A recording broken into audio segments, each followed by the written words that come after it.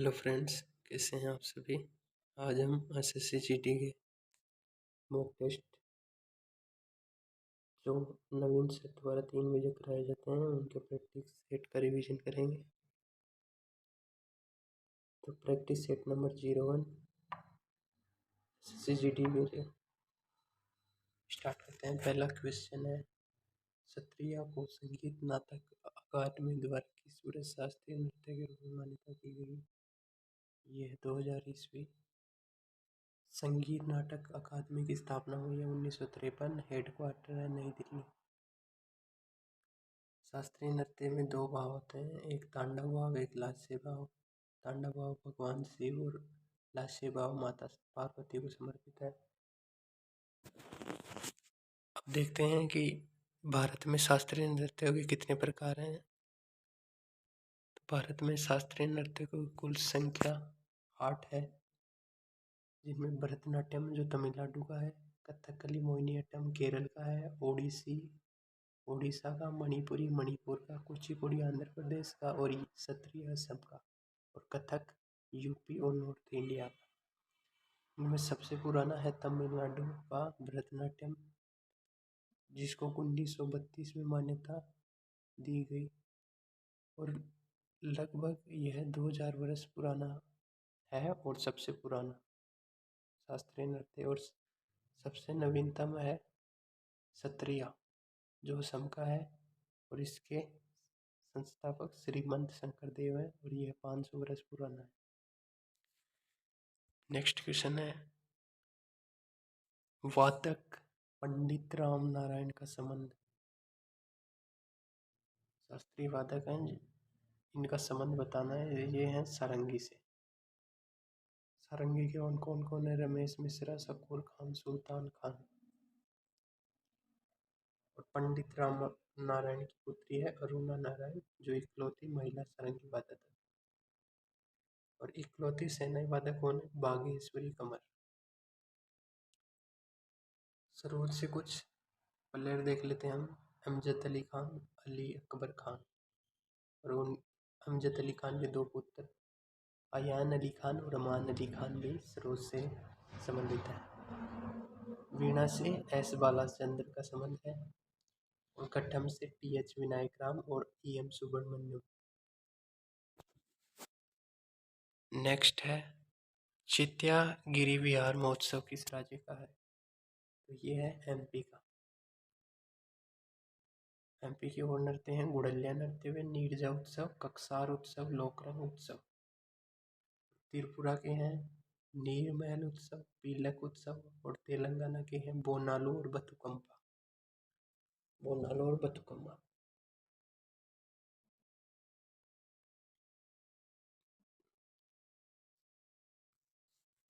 Next है, इरवतेश्वर मंदिर किस राज्य का है। ये तमिलनाडु का। और तमिलनाडु के और मंदिर है मीनाक्षी मंदिर जो देवी पार्वती को समर्पित है, बृहदेश्वर मंदिर, कुमारी अम्मन देवी टेम्पल, श्रीपुरम मंदिर। ये किससे संबंधित है, तमिलनाडु से। एसएससी का एक फेवरेट टॉपिक है स्टेटी का टेम्पल्स, ये भी याद रखना है। तेलंगाना के प्रमुख मंदिर है रामप्पा मंदिर जो भगवान शिव को समर्पित है। ये काकतीय वंश द्वारा बनाया गया था, जिसकी राजधानी क्या है, वारंगल। यूनेस्को की 39वीं साइट है ये, जो 2021 में सम्मिलित हुई। नेक्स्ट है, रस्किन बॉन्ड द्वारा लिखित पुस्तक नहीं है। तो ये है मिडनाइट चिल्ड्रन। ये किसके द्वारा लिखी गई है, सलमान रश्दी के द्वारा लिखी गई है। तो हम रस्किन बॉन्ड की कुछ अन्य पुस्तकें देख लेते हैं। The room on the roof, the blue umbrella, roads to Mussoorie, tiger in the tunnel, the girl on the train, the golden years. Salman Rushdie की है victory city, midnight children, the golden house, shame and satanic verses. SSC के favourite लेखक माने जाते हैं Ruskin bonds और सलमान रश्दी। इन्हीं की पुस्तक बार बार रिपीट करके आती हैं एग्जाम में, तो ये भी आपको याद होना चाहिए।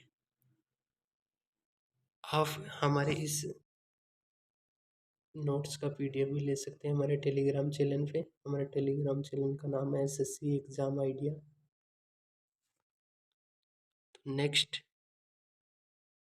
नेक्स्ट है, भारत ने पहली बार विश्व क्रिकेट कप जीता। तो ये भारत ने पहली बार विश्व क्रिकेट कप 25 जून 1983 को जीता, जो थर्ड टाइटल था वर्ल्ड कप का। इससे पहले दो वर्ल्ड कप हो चुके थे, 1975 और 1979। दोनों वेस्ट इंडीज़ ने जीते थे, और इस बार भारत ने वेस्ट इंडीज़ को हराकर ये तीसरा वर्ल्ड कप जीता। सबसे ज़्यादा रन बनाए, मोस्ट रन इन फाइनल के श्रीकांत ने 38 रन बनाए। मैन ऑफ द मैच रहे फाइनल में मोहिंद्र अमरनाथ, जिन्होंने 26 रन बनाए और बॉलिंग में 12 रन देकर 3 विकेट लिए। इंडिया ने ये मैच 43 रन से जीता। ग्राउंड था लॉर्ड्स मैदान इंग्लैंड का, और इंडियन कैप्टन थे कपिल देव। तो ये आपको याद रखना है। इसी के साथ भारत ने दूसरा वर्ल्ड कप कब जीता, तो वो जीता 2011 में, और श्रीलंका के खिलाफ जीता। मैन ऑफ द मैच रहे थे इसमें MS धोनी, 91 रन बनाए थे इन्होंने, नॉट आउट, जो कैप्टन भी थे भारतीय टीम के। और मोस्ट रन इन फाइनल थे गौतम गंभीर, जिन्होंने 97 रन बनाए थे, और ग्राउंड था वानखेड़े स्टेडियम, मुंबई।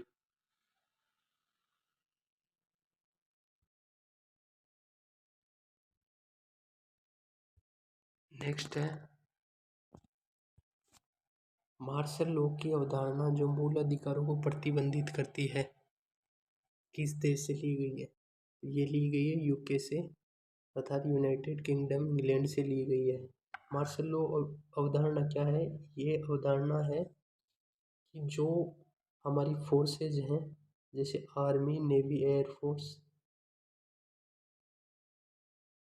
इनमें, इन तीनों में, और पैरामिलिट्री फोर्सेज में जो व्यक्ति हैं, जो सोल्जर्स हैं, उनको सामान्य नागरिक के तरह मूल अधिकार प्रदान नहीं किए जाते।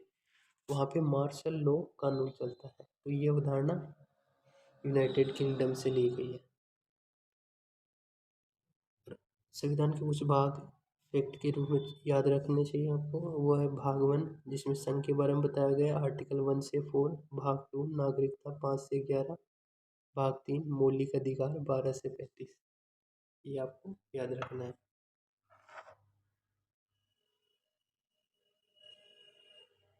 नेक्स्ट है, इसमें मौलिक अधिकारों का संरक्षक किसे कहा जाता है? तो मौलिक अधिकारों का संरक्षक कहा जाता है सुप्रीम कोर्ट को। भारतीय नागरिकों का अधिकार पत्र, फंडामेंटल राइट्स को, मौलिक अधिकार किस देश से लिए गए हैं? USA से। संशोधन का अधिकार, ये संसद संविधान में संशोधन कर सकती है किस आर्टिकल के तहत? आर्टिकल नंबर 368 के तहत। और ये आर्टिकल हमने किससे लिया है? साउथ अफ्रीका से लिया गया है। ये संसद द्वारा संशोधन का अधिकार साउथ अफ्रीका से। अगला फैक्ट है कि मौलिक अधिकार वाद योग्य हैं या नहीं? तो आपका जवाब होगा यस, मौलिक अधिकार वाद योग्य है। ये किस वाद में आया था? केशवानंद भारती वाद में आया था। तो दोस्तों, कैसे लग रहा है हमारा वीडियो? हमें ऐसे ही रोज़ नवीन सर के SSCGD के जो प्रैक्टिस सेट हैं 3 PM वाले, उन सबको करेंगे। तो आप बने रहिएगा हमारे साथ, लाइक शेयर और हमें सपोर्ट कीजिए। हम ऐसे ही वीडियो लाते रहेंगे। और हम इस का PDF प्राप्त करने के लिए आपको हमारा Telegram channel SSC exam idea को ज्वाइन करना होगा। वहाँ पे इसकी PDF मिल जाएगी। नेक्स्ट क्वेश्चन है, आरक्षण जैसी नीतियाँ जो समानता के अधिकार का उल्लंघन नहीं है, किस अनुच्छेद में है? ये अनुच्छेद 16 के 4 में है, जिसमें कहा गया है कि जो आरक्षण है ना, वो समानता के अधिकार का उल्लंघन नहीं करती। तो यहाँ पे कुछ आर्टिकल दिए हैं, उनको और देख लेते हैं। आर्टिकल नंबर 16 में लोक नियोजन में अवसर की समानता दी गई है। यानी जो सरकारी नौकरियां हैं, उनमें सभी को समान रूप से सम्मिलित किया जाएगा। और अगला है आर्टिकल नंबर 15, जिसके अंदर धर्म, लिंग, जाति और जन्म स्थान पर आप किसी के साथ भेदभाव नहीं कर सकते। यानी आप भारत के किसी भी नागरिक के साथ उसके धर्म, चाहे कोई भी धर्म का व्यक्ति हो, हिंदू मुस्लिम से, लिंग महिला हो या पुरुष हो या अदर हो, जाति किसी भी कास्ट से बिलोंग करता हो, जन्म स्थान कहीं भी हो, लद्दाख, हिमाचल प्रदेश, जम्मू कश्मीर, दिल्ली, साउथ किसी पार्ट में, तो आप इसके आधार पर उसके साथ भेदभाव नहीं कर सकते। आर्टिकल नंबर 14 में है कि कानून के समक्ष सभी को समान रूप से अधिकार प्राप्त है। यानी कानून के समक्ष अमीर हो चाहे गरीब हो, सबको समान अधिकार प्राप्त है। नेक्स्ट है सहकारी समितियों के गठन का अधिकार किस अनुच्छेद में है? तो ये अनुच्छेद है आर्टिकल नंबर 19 का फर्स्ट का सी। 19 के फर्स्ट में ए में दिया गया है वाक एवं अभिव्यक्ति की स्वतंत्रता है, जिसमें प्रेस की स्वतंत्रता सम्मिलित है, राष्ट्रीय ध्वज फहराने की, इंटरनेट की स्वतंत्रता, फोन टेपिंग की स्वतंत्रता, मौन रहने की, पुतला फूकना और आरटीआई यानी राइट टू इंफॉर्मेशन की स्वतंत्रता है। एग्जाम में इनमें से कोई भी आ जाए तो आपको यही करना है 19 का फर्स्ट का ए। फर्स्ट के बी में है शांतिपूर्वक सभा और सम्मेलन करने की स्वतंत्रता, अर्थात आप शांतिपूर्वक सभा और सम्मेलन कर सकते हैं। फर्स्ट के सी में है संघ एवं संगठन एवं समिति बनाने की स्वतंत्रता, तो यहाँ पे दी गई है स्वतंत्रता, समिति बनाने की स्वतंत्रता। फर्स्ट के डी में है संपूर्ण भारत में आप विचरण करने की स्वतंत्रता, यानी भारत में आप भारत के किसी भी हिस्से में आप आ जा सकते हैं। और ई में दिया गया है आप वहाँ निवास कर सकते हैं, कहीं भी भारत में आप रह सकते हैं। और एफ जो संपत्ति के अधिकार था उसको निरस्त कर दिया गया है और उसको क्या बना दिया गया है, मौलिक अधिकार से उनको कानूनी अधिकार बना दिया गया है। और फर्स्ट के जी में है आजीविका व्यवसाय की स्वतंत्रता, आप कोई भी व्यवसाय या आजीविका कर सकते हैं।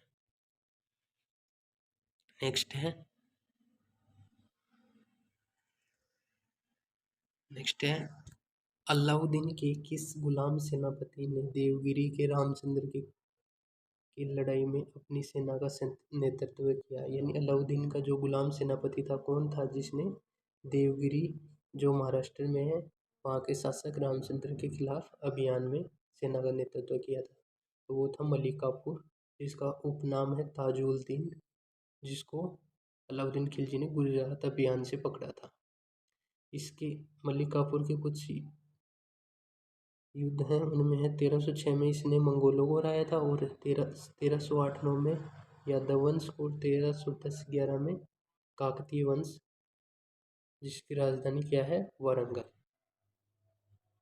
याद रखना ये भी, ये वंश और उनकी राजधानी, ये भी एसएससी का फेवरेट टॉपिक माना जाता है। नेक्स्ट है हमारा वर्नाकुलर प्रेस एक्ट किसने निरस्त किया? जो 1878 का वर्नाकुलर प्रेस एक्ट था वो किसने निरस्त किया? तो वो किया रिपन ने। पहले ये बताते हैं वर्नाकुलर प्रेस एक्ट है क्या। इसमें क्या है कि जो देसी भाषा के अखबार हैं उनमें कुछ प्रतिबंध लगा दिए गए। देसी भाषा के अखबार जैसे मराठी, उर्दू, पंजाबी, इन भाषा में जो अखबार चलते हैं लोकल अखबार, उन पे कुछ प्रतिबंध लगा दिए गए। और ये एक्ट आया कब था? यह आया था रिपन के काल में, लिटन के काल में 1878 में। लिटन जिसका कार्यकाल है 1876 से 80, तो ये भी आपको याद रखना है। इसके कार्यकाल में और एक और अधिनियम आया था, उसे कहते हैं 1878 का सशस्त्र अधिनियम। इसमें क्या है कि भारतीयों को हथियार रखने पर पाबंदी, यानी उनको लाइसेंस के बिना हथियार नहीं रखा जा सकता था। और वर्नाकुलर प्रेस एक्ट का एक अन्य नाम भी है, जिसे उपनाम के नाम जैसे क्या, गैंगिंग एक्ट के नाम से जाना जाता है। तो इसको निरस्त किया था रिपन ने, जो 1880 से 1880 से 84 तक जिसका कार्यकाल रहा। इसको भारतीय समाज का समाज सुधारक कहा जाता है, जो किसने कहा? फ्लोरेंस नाइटिंगेल ने। इसी के काल में पहला कारखाना एक्ट 1881 में हुआ। अंतर आयोग जो शिक्षा से संबंधित था 1882 में। स्थानीय स्वशासन 1882 में, यानी लोकल गवर्नेंस। इल्बर्ट बिल आया। तो इल्बर्ट बिल क्या था? इल्बर्ट बिल था कि जो यूरोपीय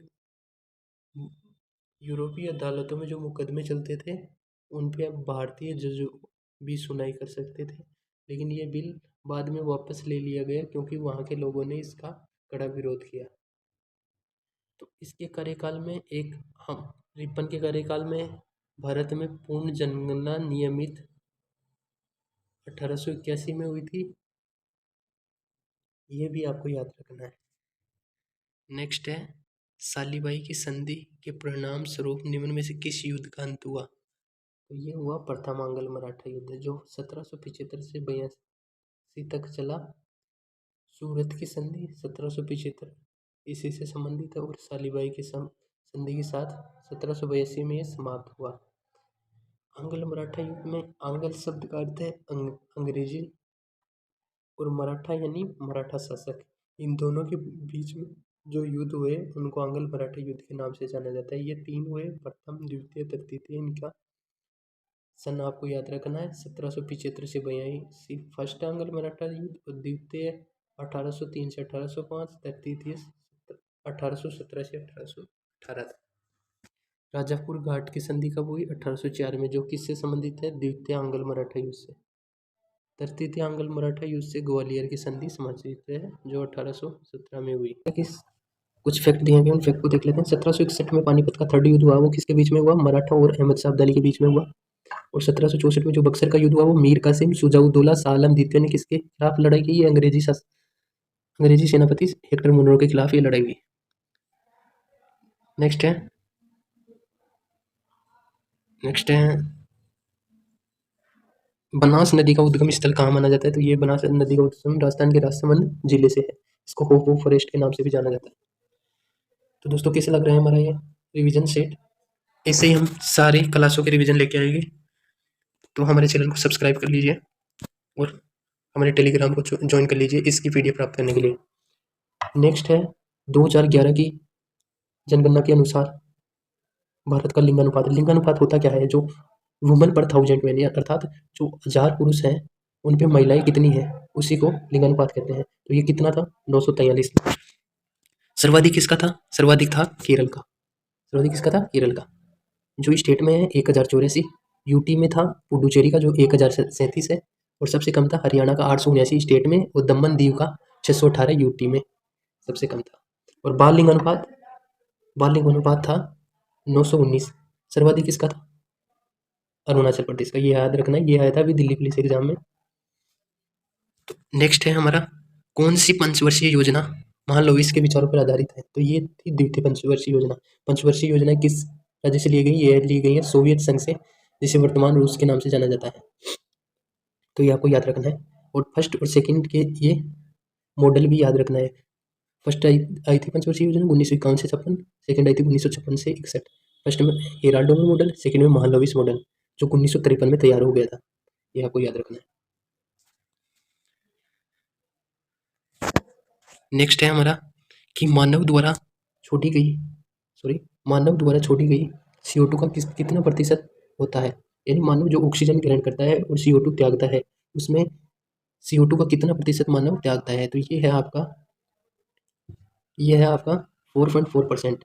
वायुमंडल में नाइट्रोजन 78%, ऑक्सीजन लगभग 20%, और आर्गन 0.93%, CO2 0.03%। तो ये ऑक्सीजन 20% ग्रहण करता है, तो उसमें शेष 4.4% जो CO2 के बाहर निकाल देता है मनुष्य। तो आपको याद रखना है, यानी 4.4 के अलावा जो ऑक्सीजन बचती है उसका उपयोग कर लेता है, और 4.4 CO2 के रूप में बाहर निकाल देता है। नेक्स्ट है जल की कठोरता को व्यक्त किया जाता है। तो जल की कठोरता को किस में व्यक्त किया जाता है? जल की कठोरता को व्यक्त किया जाता है ppm में, यानी पार्ट्स पर मिलियन। और जल की कठोरता 2 प्रकार की होती है, स्थायी अस्थायी। स्थायी होती है कैल्शियम मैग्नीशियम के क्लोराइड और सल्फाइड के कारण, अस्थायी होती है कैल्शियम मैग्नीशियम के बाइकार्बोनेट के द्वारा। अब स्थायी कठोरता को दूर करते हैं परमिटिव मेथड द्वारा, और अस्थायी कठोरता को क्लार्क मेथड द्वारा गर्म या फिर गर्म करके भी अस्थायी कठोरता को दूर कर सकते हैं। एक फैक्ट याद रखना है कि पदार्थ के अणुओं की संख्या को हम किस में मापते हैं, ये तो ये यूनिट है मोल, ये भी आपको याद रखना है। नेक्स्ट है लोक जनजाति प्रदर्शन कला महोत्सव उत्कर्ष एवं अंतर्राष्ट्रीय साहित्य उत्सव उन्मेष, यानी उत्कर्ष उन्मेष, इन दो महोत्सव का आयोजन कहाँ किया गया, ये किया गया मध्य प्रदेश में। ये रिसेंट में किया गया तो अपने एसएससी जीडी एग्जाम में बन सकता है और आने वाली सभी एसएससी एग्जाम में ये क्वेश्चन देखने को मिल सकता है। तो आप हमारे चैनल एसएससी एग्जाम आइडिया को सब्सक्राइब कर लीजिए और हमारे टेलीग्राम चैनल को भी ज्वाइन कर लीजिए। इसमें कुछ 2023 के कुछ लेटेस्ट जो उत्सव हुए हैं उनके बारे में पहला है थवा, जो कहाँ का है, बिहार का। बिहार में मनाया गया है थवा फेस्टिवल। और भूमचू जो सिक्किम में मनाया गया है। और बाजरा फेस्टिवल ये बनाया गया है गुजरात में। और गज उत्सव ये असम में बनाया गया है। तुरग्या महोत्सव ये अरुणाचल प्रदेश में। और सारंग उत्सव IIT मद्रास द्वारा बनाया गया है। ये भी आपको याद रखना है, ये इंपॉर्टेंट है 2023 के नए उत्सव। अगला है सुस्वागतम पोर्टल का संबंध किस संवैधानिक संस्था है, यानी संवैधानिक संस्था किससे है, ये है सुप्रीम कोर्ट से। यानी इसको लॉन्च किसने किया है, सुप्रीम कोर्ट ने। इसमें क्या बताया गया है, इसमें बताया गया है कि जो सुप्रीम कोर्ट के परिसर में जो लोग एंटर करते हैं उनका पास अब ऑनलाइन जारी होगा इस पोर्टल पे। पहले क्या था कि ये ऑफलाइन होता था, जिससे परिसर में काफ़ी भीड़ हो जाती थी। अब ये आसानी से ऑनलाइन बनाया जा सकता है। एंट्रिंग पास, कुछ और पोर्टल हैं जिनको हम देख लेते हैं। पहला है विरासत पोर्टल, जो किससे संबंधित है, गृह मंत्रालय से। साथी पोर्टल कृषि मंत्रालय से। उद्गम पोर्टल RBI। और संगम युवा पोर्टल है शिक्षा मंत्रालय से। और ये ईस्टर्न भारत में लॉन्च किया गया है, तो आपको याद रखना है ये भी।